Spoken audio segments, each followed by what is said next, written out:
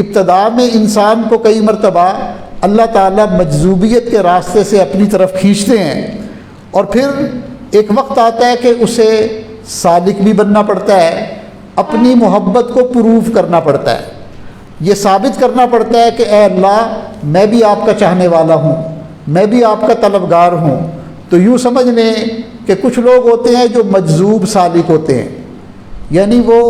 جذب کے راستے سے اللہ انہیں قبول کر لیتے ہیں، ان کے لیے راستے ہموار کر دیتے ہیں،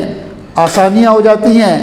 ان کے لیے ہر معاملہ آسان، شیخ سے ملاقات کرنا آسان، ان سے رابطہ رکھنا آسان، ان سے بات چیت کرنا آسان۔ تو یہ جذب کا راستہ ہے کہ رکاوٹیں ہی نہیں ہیں، ان کو اللہ تعالیٰ وقت دے دیتے ہیں اپنے مشائخ کے پاس وقت گزارنے کا۔ ورنہ کئی لوگ ہوتے ہیں ان کے دل میں محبت کی کمی نہیں ہوتی،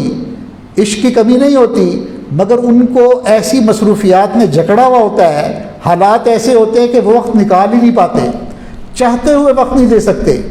اب جو مجذوب سالک ہوگا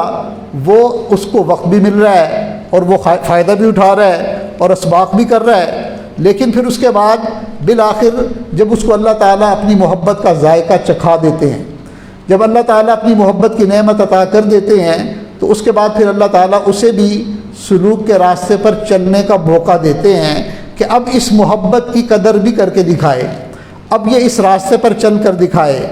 تو اس طرح عشق کے راستے میں چلنے والے دو طرح کے لوگ، کچھ مجذوب سالک کہ پہلے جذب کی تجلیات کے ذریعے ان کو اپنی طرف کھینچا جاتا ہے، بعد میں ان سے کچھ نہ کچھ مجاہدہ بھی کروایا جاتا ہے، اور باقی جو لوگ ہوتے ہیں وہ سالک مجذوب ہوتے ہیں کہ ابتدا میں انہیں مجاہدے کی بھٹی میں کندن بننا پڑتا ہے، کوشش کرنی پڑتی ہے، مجاہدے کرنے پڑتے ہیں، پھر اللہ تعالیٰ کی رحمت متوجہ ہوتی ہے اور اللہ تعالیٰ جذب کی تجلیات کے ذریعے ان کے باقی سفر کو آسان کر دیتے ہیں۔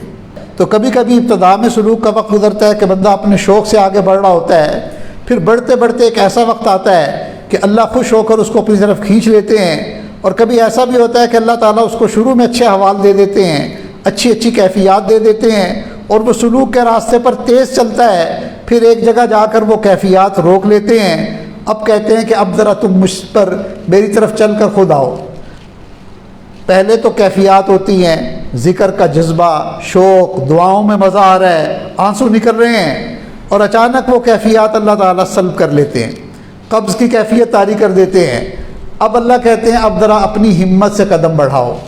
اب ذرا اپنی چاہت دکھاؤ، اپنی طلب دکھاؤ کہ تمہارے دل میں ہماری طلب ہے بھی کہ نہیں۔ تو یاد رکھیں جس کو اپنے حسن پر ناز ہوتا ہے وہ ناز دکھاتا ضرور ہے، اللہ تعالیٰ بھی ناز دکھاتے ضرور ہیں کہ ہاں اب ہم نے تمہیں اپنا جلوہ دکھا دیا، اپنی محبت کی لذت چکھا دی، اب اگلا راستہ تم نے خود طے کرنا ہے۔ سالک کو بھی اسی مرحلے سے گزرنا پڑتا ہے۔